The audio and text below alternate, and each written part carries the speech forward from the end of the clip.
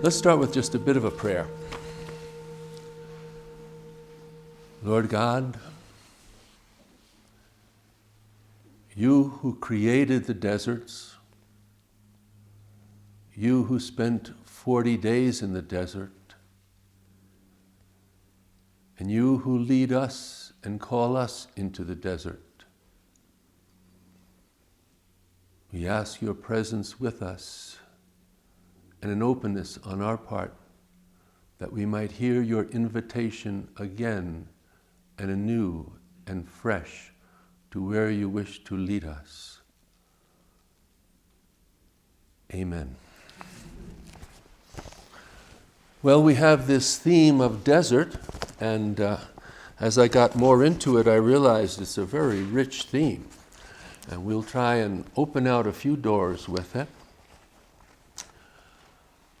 Really, I'm going to suggest a couple things as we go along, but with the idea that hopefully it's stirring up reflections inside yourselves, maybe even memories, different occasions that you've been in a physical desert or spiritual desert.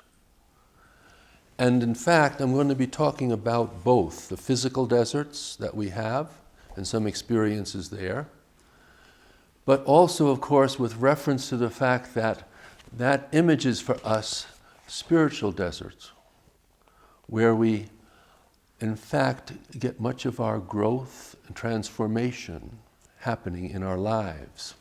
So that's where we're going to take off from. And to get started, because you know, when you say desert, what's it mean for people? It means all sorts of different things. And I found that out because I asked a few people. And the first one was one of the brothers, and he really surprised me. His word was stillness. I said, ooh, that's beautiful. Wasn't what I was thinking of. It's not going to help my talk, but it's beautiful. I like it. Here we are. And actually, I'll come back to that later. And another brother said solitude. Well, that's true too. That's where you are. Then finally, the third brother got where I was going, and he said dryness and aridity. I said, oh yeah. Who can think of desert without dryness and aridity, huh? Starkness, being stripped down to the bare bones. Nothing superficial covering over or cluttering. You see right to the geology of the desert. You know, if you're in the Appalachian Mountains, you see beautiful trees, but you don't know what's going on with the land. You go into the desert, you can see in places 1,000,000 years of strata right there to be seen. All the different things that are underneath, uncluttered, undistracted. You're looking right at it. In the desert, there's no control.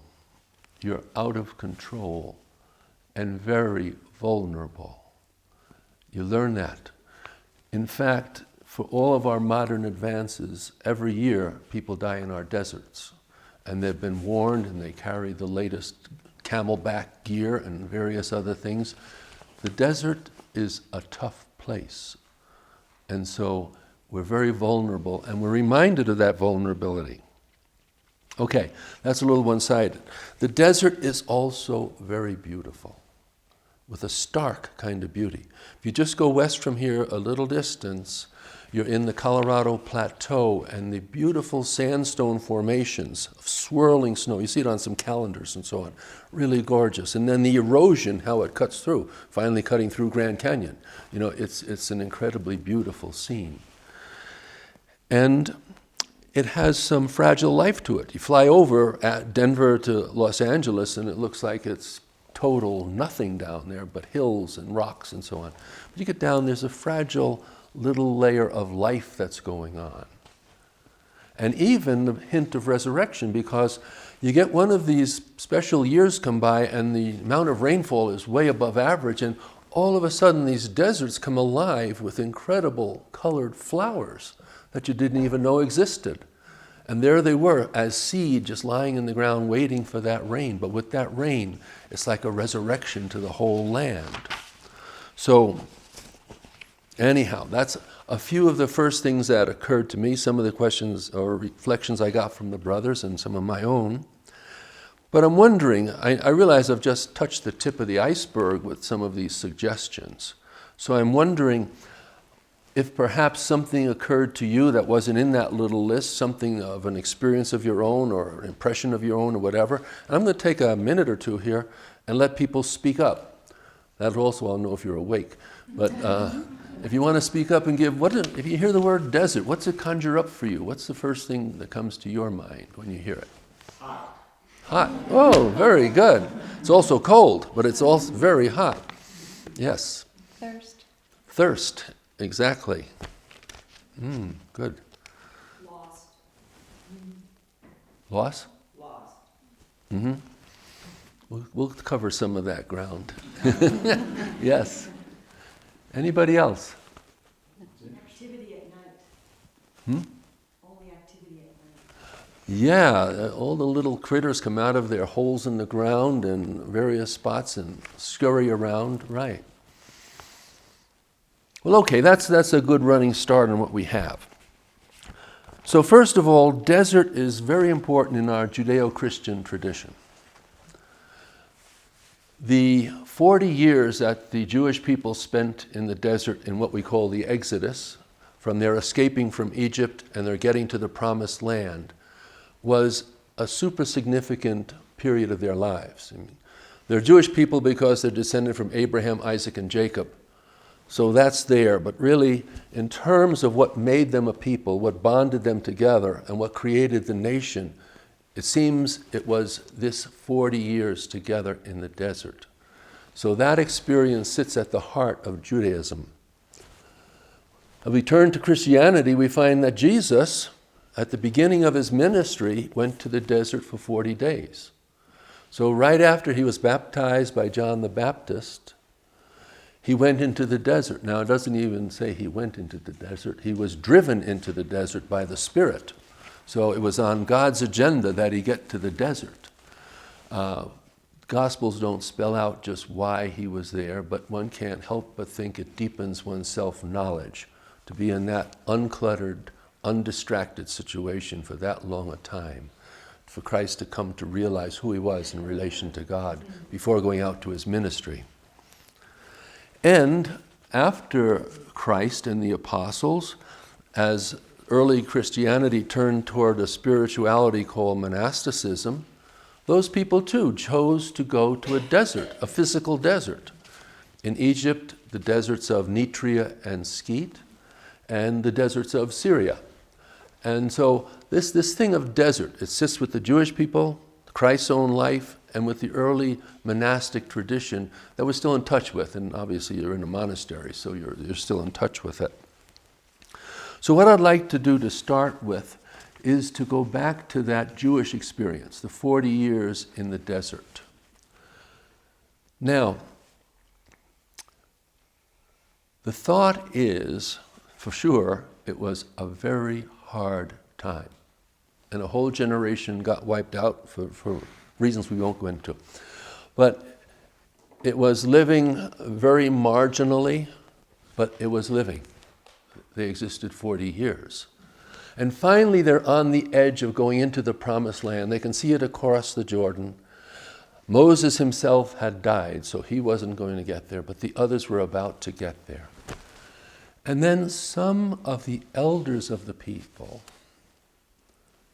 had an awareness that wasn't shared by the people in general. The awareness they had is that there was no way to stop going into the Promised Land. That was the promise and that was all the attraction. But they were going to lose something when they left the desert and went into the Promised Land. Because in the desert, they lived in continual contact with God.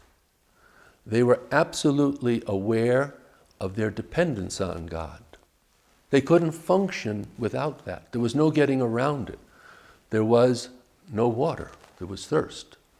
And there were no places to go. So God had Moses hit a rock and a spring comes forth and he can get water for the whole people.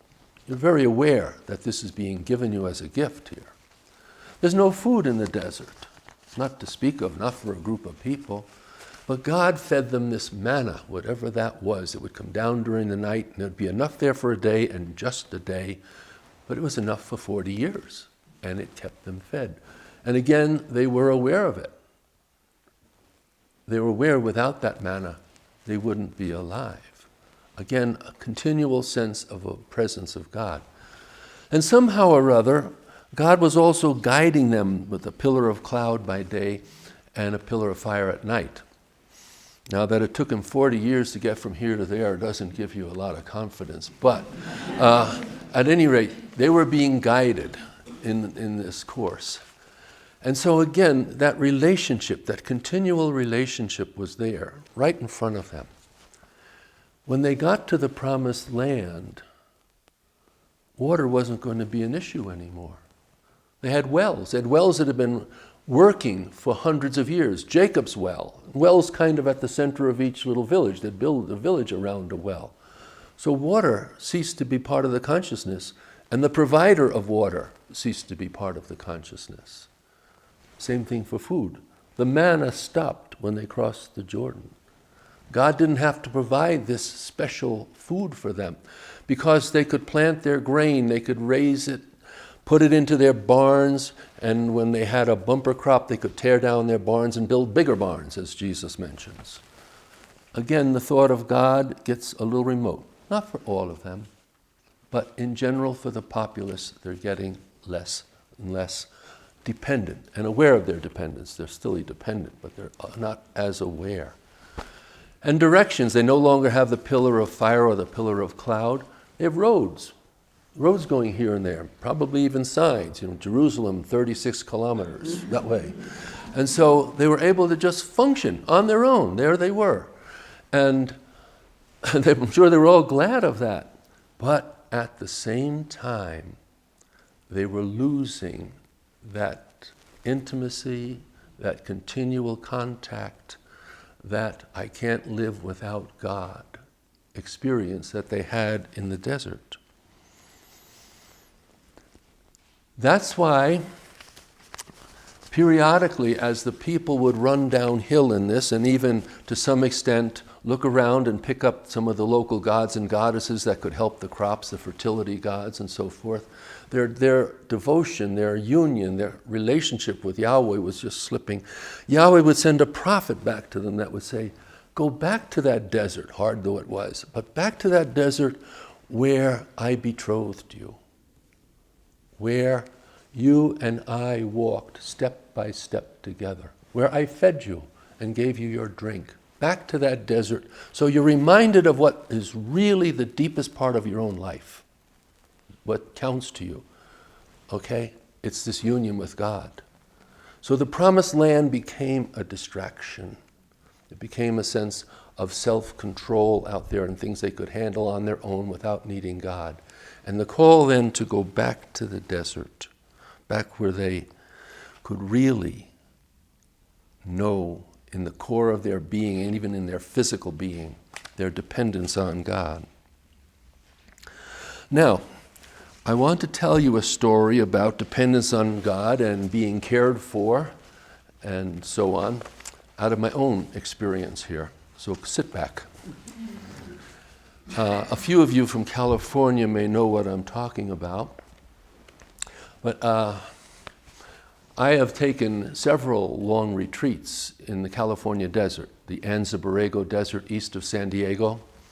There's a little town of Borrego Springs, and I have a friend who comes here on retreat periodically who has a house down there just for retreats, and so she loans it to me. So I'm there in this little house on the edge of the Borrego Springs, and for me, a retreat includes walking and hiking.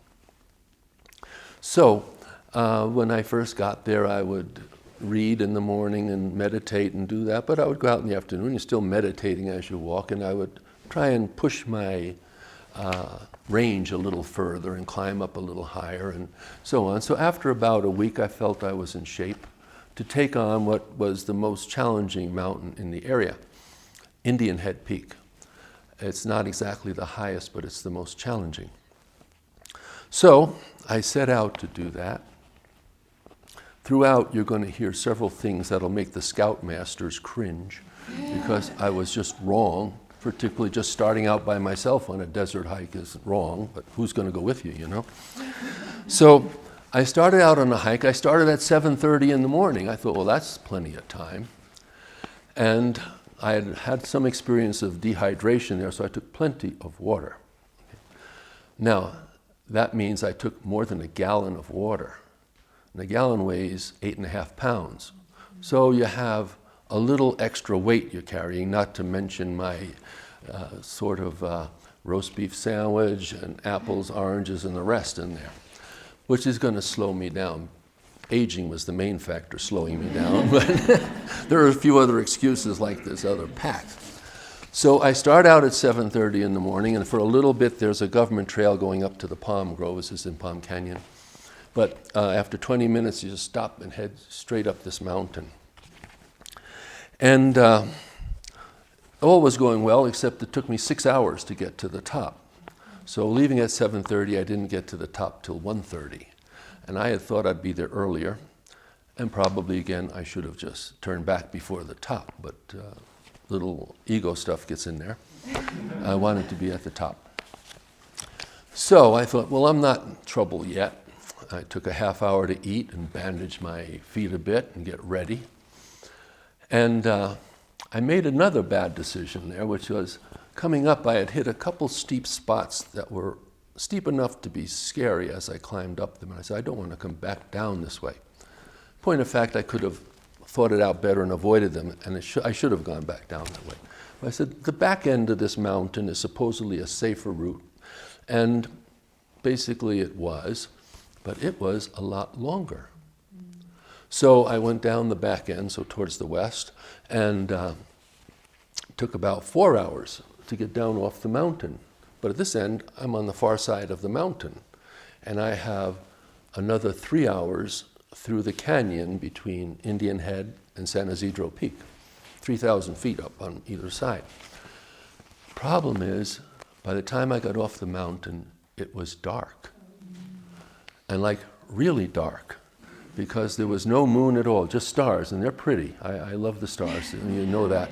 But they didn't really help on the trail at all. So all I had was a little flashlight, which, behold, is right here. This was the total light I had for the trip, with no backup batteries or spares or anything. So believe me, one of my prayers was for the batteries. Lord, because it was just so dark that you could walk right into something without knowing it was there. It was just, you didn't get a sense of it and whatever. It was just really, really dark. So I started down, and with a certain confidence that I've hiked before. At this point, I'd been hiking for 10 hours, and I had another 3 to go. But I started down this canyon.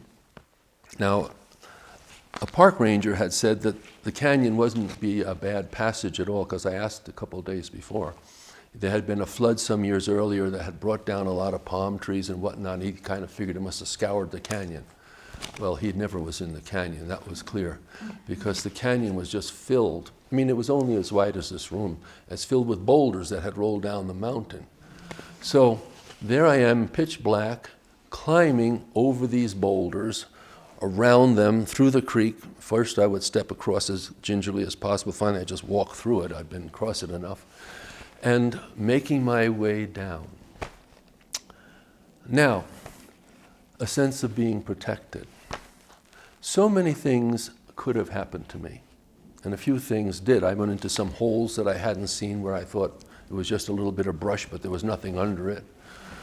Or I jumped off some boulders that were pretty high, and I just look around what's below, and it's not terribly even but enough, and I would make a jump.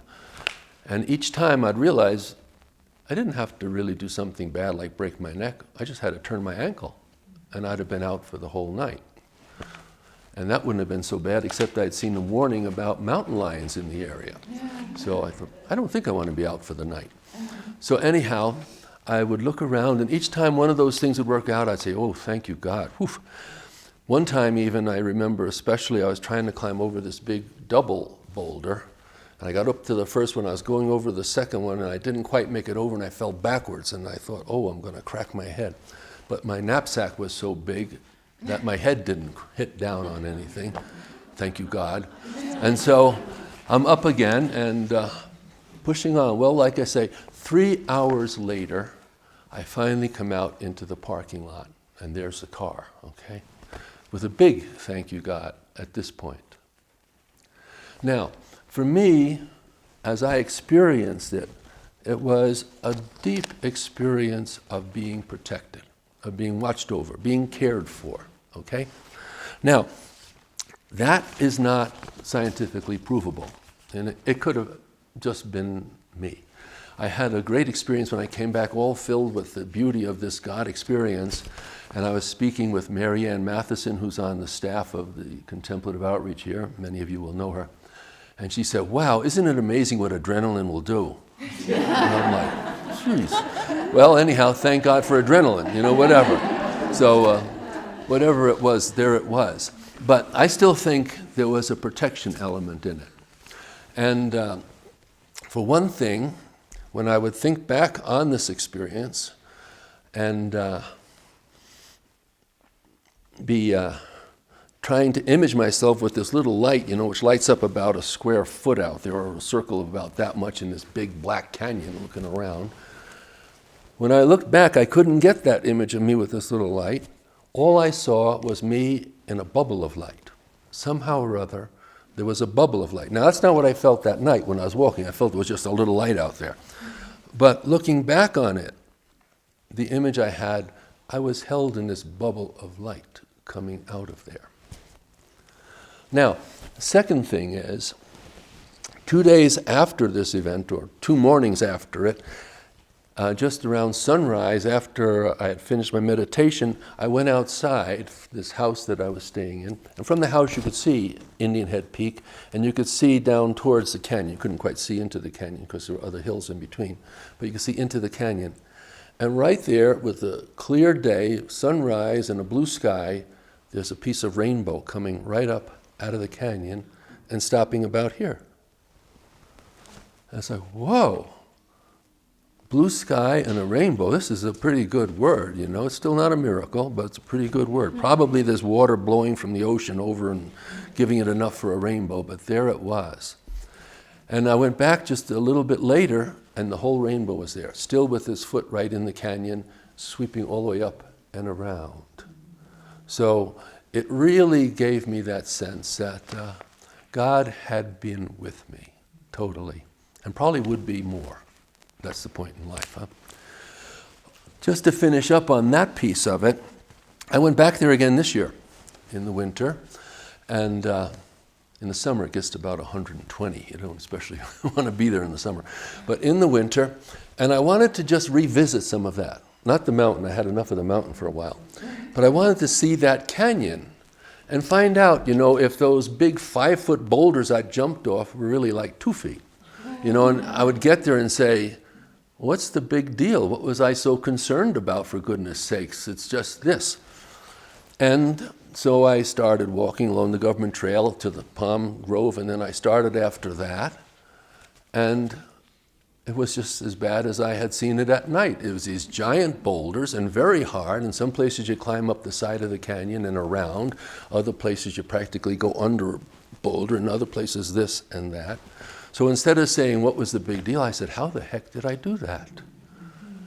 And I hadn't estimated the time very well, because I thought, well, it took me 3 hours to get out at night where I couldn't see a thing. I could probably cover that distance in an hour and a half. Well, I went for 2.5 hours, pretty much my top speed, which is not what it used to be, but it's still a good speed, stopping to take a couple pictures. And after 2.5 hours, I hadn't yet got into the place where I dropped into the canyon. And I could see that it was just around one more bend in this little creek, but that would have been another 20 minutes, half hour. And then I said, I could be in the dark again tonight at the rate I'm going. So I better quit right here, have my sandwich, and leave, which is what I did. But again, with the thought, boy, I really was protected. That was quite a good job, God. You did a nice thing there.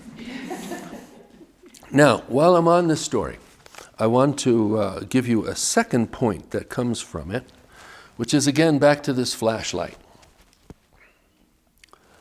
So if you have the image of a giant canyon, 3,000 feet up on both sides, and you don't get lost in this kind of a situation. There's no place else to go. You either go up the stream or down the stream. There's no side detours.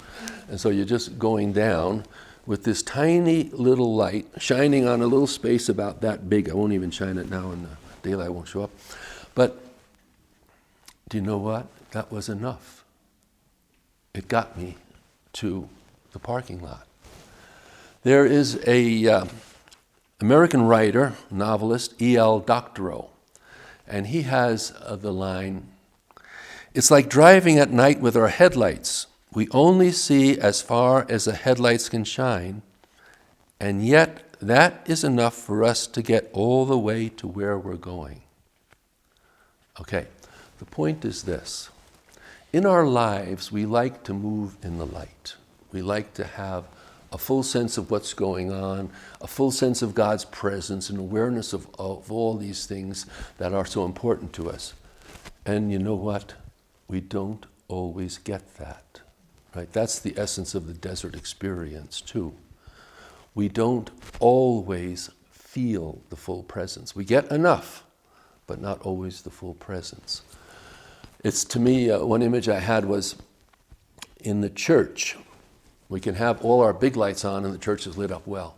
But you know, at the Easter Vigil, when we have about 130 people there with candles, that church is pretty bright with 130 candles lit up going around. But when 129 of those people leave to go home and I'm just there alone in the dark church with one candle, it's not so very bright. And yet our lives, so much of our lives, we have just the one candle. That's all that God gives. He doesn't light up the whole thing for us with stadium lights or whatever. We have the one candle to take the next step and the next step and the next step. And that's enough for us to get to the end of where we're going. So those are the two lessons I got out of that experience there, and it moved me quite deeply. I think it probably pertains to a lot of our lives, just to take the encouragement that there are times when we only have a tiny bit of light, but that's enough. We can get from here to there. And the act of trust in God carries us along that path. Now, Michael Casey, in his book, The Road to Eternal Life, it's his latest book, we have it out there in the bookstore, The Road to Eternal Life, he has this to say: "Any time that a failure or mishap happens in our life, it has the potential of being a desert experience for us, bringing us back to an awareness of our dependence on God." Okay? I think it's a profound sentence. So if you don't mind, I'm going to read it one more time. Michael Casey, by the way, is a Trappist monk from our monastery in Australia, Tarawara.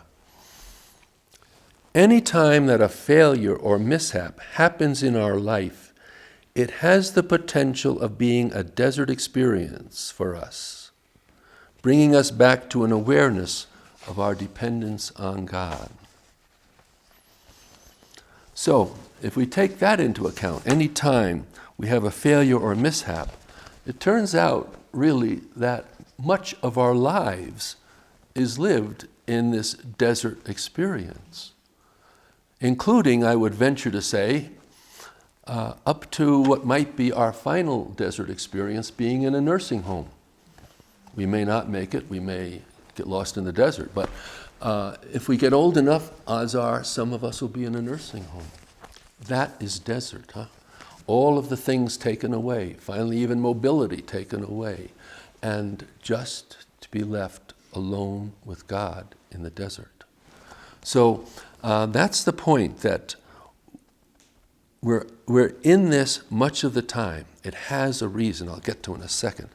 But let me just say, and maybe this is the reason for you, it leads us to new life.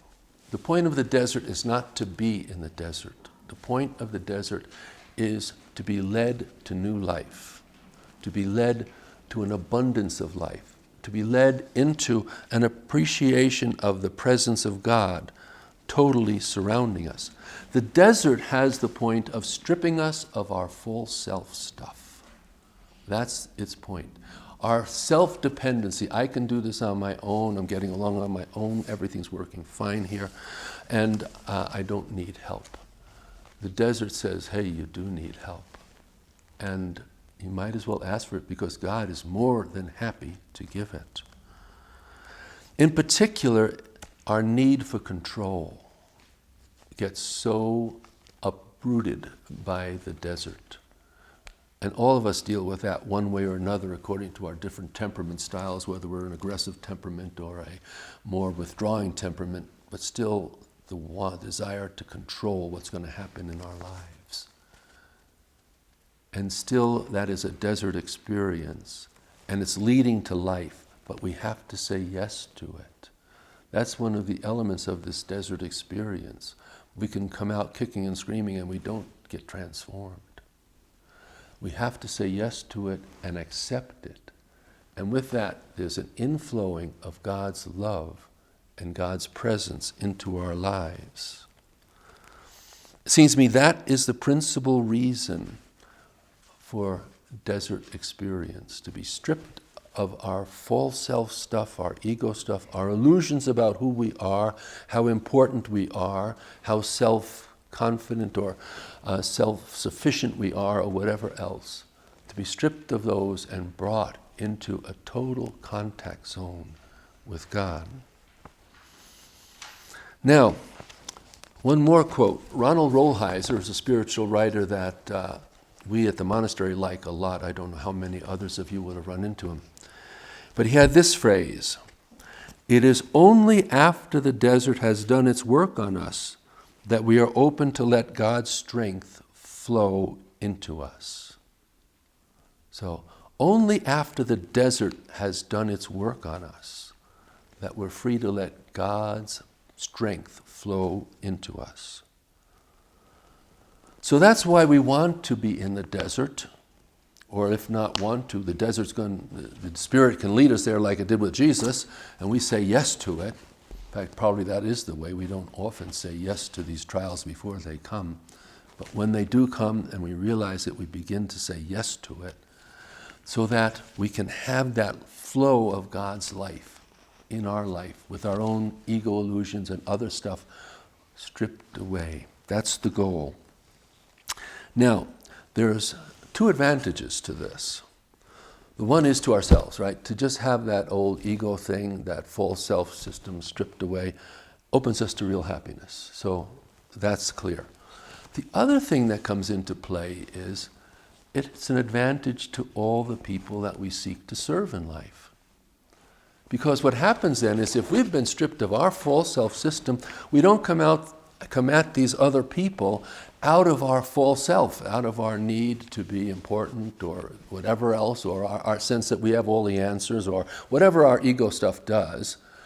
If we've gone through the desert ourselves, then we can meet the people we're serving with a clarity that allows God's life to be flowing through us, and God's love and God's forgiveness to be touching people. So the desert experience isn't just for our purification. That's where it starts. But ultimately, it allows us then to be purified so that whatever we do to be a presence of God in other people's lives, and we most of the time don't even know that's what we're doing, if our ego stuff has been stripped away, it is that much clearer a presence of God in other people's lives. Now, I had a bit of a piece of wisdom given to me along this line, personal wisdom. One of the novices, this is quite a while ago, maybe 20 years ago, I consider him a very wise novice. He's not with us anymore. But he came in and was speaking with me, and he says, "Joe, you know, you do better when you don't try." And I think he was really on to something very big, and I felt it at the time. When I gave up my own agenda of how I was going to help him, what I needed to do to straighten him out, or what I was going to do, whatever else, when I stopped trying and could just sit back into that presence of God and power of God, and God's helping could flow through me, he was much better off. Okay? He knew that from the start. And he could see that when he'd come in with some problems, I'd crank myself up. And not that I was happy to do it. I was wishing he would never come in with these problems. But I better get an answer to it and get really cranked up here. And he says, stop trying, Joe. You do much better when you don't try. It's the same point, I think. When we get rid of that false self stuff, that over-responsibility, all the stuff that's running, it's a much clearer channel of God working in us.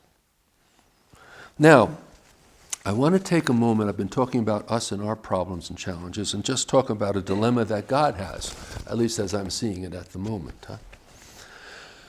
On the one hand, God is always compassionate, loving, caring, gentle, never giving us more than we can handle at any one time, and so on. So here's the kind, loving God. At the same time, God really wants us to get the point of what the desert is doing, really surrender into that desert experience and be stripped of the ego and be alive with God's life. So he's kind of pulled. I want to be kind, gentle, compassionate, all that. Meanwhile, the guy's not getting it, So what happens is God does have to resort to tougher love. In case you haven't run into that yet, I give you the word. God does have to resort because he really wants us to get this point. And he's not going to be so careless about us as to just let us go without that. And let me tell you from experience, it's much more advantageous to get it the first time around. Okay? But if not, God will be there. So I want to give you another story. This one goes way back, maybe 35 years ago, but it is so clear in my mind that details are right there and the exact thoughts I was having are right there. It was in the first part of January, so it was winter and snow time. The brother that normally plowed the roads went off to a workshop at Gethsemane Monastery on St. Pachomius, one of the early Cenobitic monks. So he's off to this great workshop. He said, geez, Joe, it might snow. I said, we can handle it. Go ahead and enjoy it. So he was off there. First of the year, so I am bookkeeper at the time, among other things, so I am trying to get all of the former year's books brought together because our system in those days wouldn't let us write checks for the next year until the earlier year was taken care of. And besides that, I was still in charge of the chickens and the processing of eggs, so I had all of that going on. So I had a lot happening. And then we had this one day where it was really snowing. I mean, snowing hard. You image that for Colorado, but the fact is we only get a couple storms like that a winter. We get little storms that stay, but this was a big storm. And I had been out in the afternoon plowing. And finally we got to the last of our offices, Vespers Compline as we have it there, and it was still snowing. And I thought to myself, if it stops real soon, I can just get this in the morning. But if it doesn't stop real soon, by morning there's going to be more snow than our plow can handle. And we had a big dump truck with a 12-foot plow on the front. So it was a big truck, but it's a 12-foot plow and you get enough snow in front of it and even that truck couldn't push through it. So I said, I had better go out again. Now, I could have gone out with the best of spirits, saying, I did this for George, I'm really glad to be doing this for George, and I'm glad that the other guys are up sleeping and getting a good rest, and I'm glad that I'm out here in a cold, freezing night plowing this road. I could have been doing all that, right? But I didn't. I had shifted into poor little me. I am out here with all this to do, nobody even cares, and I'm just going to have to do all this thing, and so on. So I plow my way down to the county road, and we turn off the paved road there. I'd come out just about onto the county road. But that last bit, you go down to the creek and start up that bit, and all the snow comes billowing over the plow. And I can't go forward up the hill, but I can't even back up. I'm stuck. So, no other answer at that point in time except to get out with a shovel and shovel out all the snow in front of the plow and behind the plow so I could move the truck again. So, I get that done. Straighten it out, it looks neat on that side, and I'm turning the truck around right down where that sign is where you come off the paved road. And it's a big truck with a plow out in front, and it's a little bit of space, and I'm going back and forth, and just before I was about to come down the other side by the sign, the blade is stuck again, okay? Like, how unfair can life be? And I can remember exactly the words in my mind at the time. It's like, I don't believe it. I don't believe it. I just don't believe it. So, in utter righteousness, I throw open the door of the dump truck and I jump down into the dark night.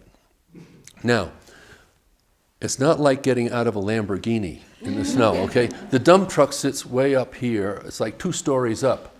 And where I was stuck, the truck was more or less still on the county road, and I was jumping into where our road goes down from there. So it was a long distance as I went down. And as soon as I hit, my feet went flying out, and I went on my back, and my head cracked against the frozen road.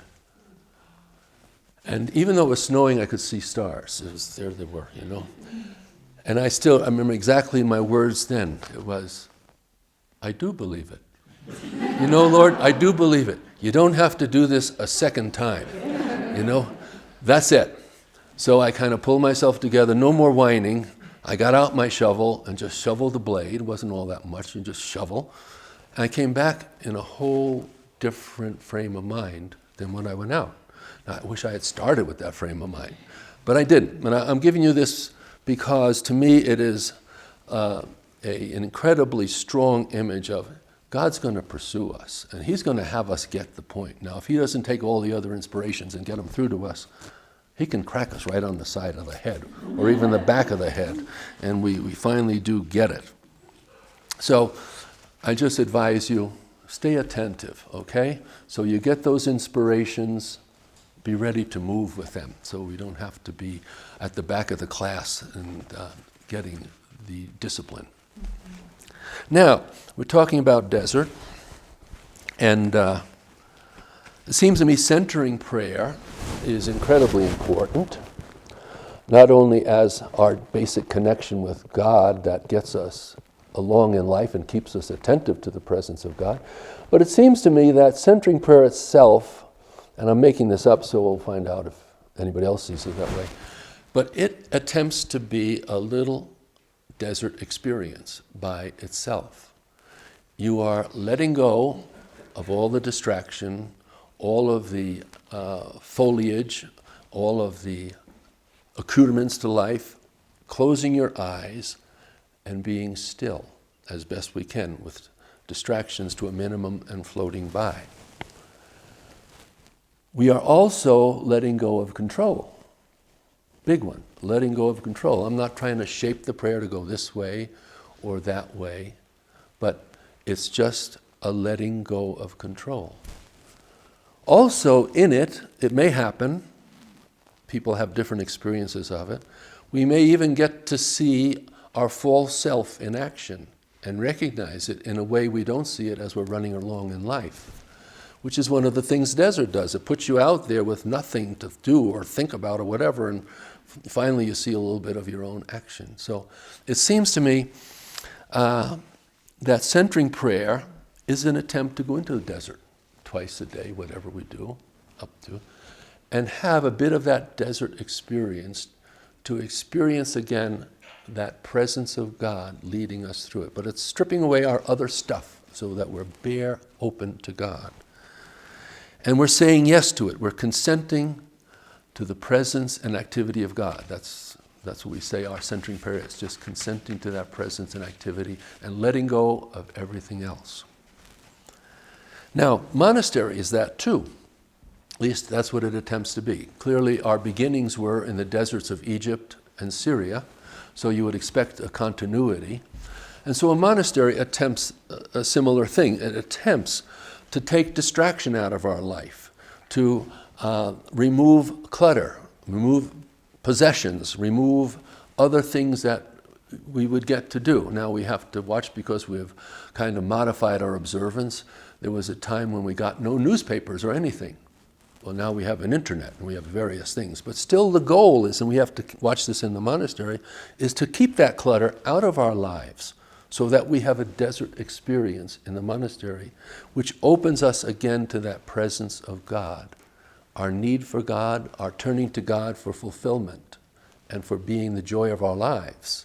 So that's the goal of centering prayer, it seems to me. It's the goal of monastery. Now, before I end, I want to mention something that at the beginning I said I would come back to. That was the first brother I spoke to about what did desert mean for him, and he said stillness. And then the second one said solitude. And then others down the line mentioned, don't forget there's a beauty in the desert, and there's something of that going on.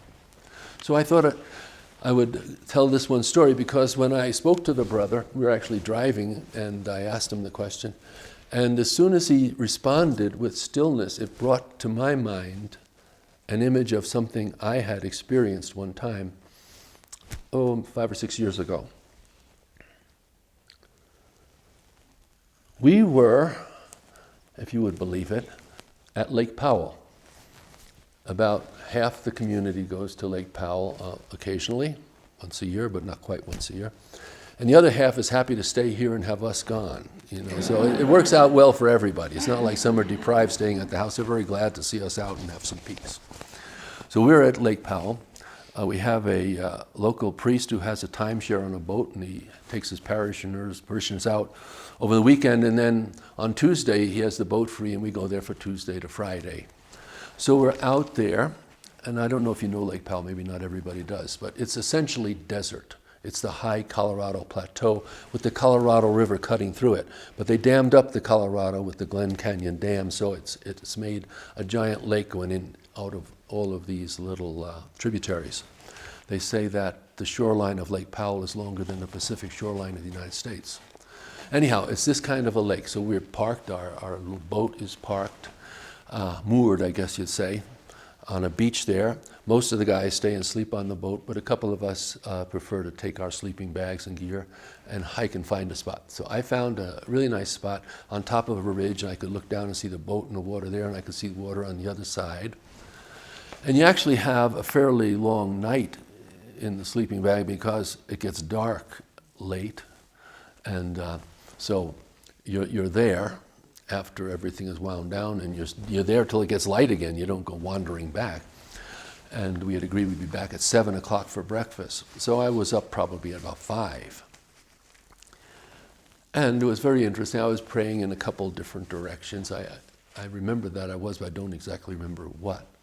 But bit by bit, I just felt more and more quiet. Like these other prayers just fell away. And there was just this silence and the stillness. So that was that word that triggered it, just a sense of stillness. Now before this, I had been thinking, as I was looking at some of the strata and the rock, that I'm here looking at millions of years right in front of me in the, whatever you want to say, the Cambrian, Precambrian, and God knows what rock levels that are there, and then the erosion of the Colorado River cutting through it. So I felt in the presence of eons and eons of time, and eons of space there in the desert, and it just got to be more and more quiet, still, and a presence. But I haven't had many experiences, but most of my experiences, if I'll have one, is an I-thou experience with me. That's the kind of thing that speaks to my heart, and my heart speaks to it. But this was not an I-thou experience. This was just a stillness and a oneness that encompassed everything, including me. So I was a part of it. I wasn't separate, relating to it. I was just there with it. And it was it was beautiful. I wouldn't say it was joyful. It was too still to be joyful, if that makes any sense. It was just a real stillness. So finally, it's about 7. I have to go down to breakfast, and I steel myself for the chatter that would happen at breakfast. Well, it turns out most of the guys had already eaten. And so I just ate by myself. So the stillness just carried right through that. And then after breakfast, the schedule was for Mass on top of the houseboat. And it was my turn to preside. So I was up there, and I'm still in this space. And so we offered a Eucharist on top of a houseboat. And the water was still. So you see the reflection of the far cliffs in the water. It was that ice, the perfectly still water that water skiers love. I'm not a water skier, but it's just clear and crisp. So totally still. And the Mass was just still, just really still. And so when Mass ended, it was still, And really, I wish I had asked the other guys what was in their minds, but I didn't think of that. But at the end of Mass, normally a couple people bounce right up and start collecting the books, and somebody else dives off the side of the boat, and this and that happens. But none of that happened. People just all sat there. So after a while, I thought, well, maybe they're waiting for me to move. So I just did something. I took off the stole and I sat back, and everybody else was still sitting back. And then bit by bit, somebody got up, and we got into life again in that other level. But I take that just because I don't want to be so one-sided in desert experience that the only thing it is being stripped. It is. But there is a beauty to the experience of the ultimate, the infinite, whatever, also present in the desert. And it has this potential, and I'm sure a lot more. But let me just end this with this right now, and then I want to have a second little thing.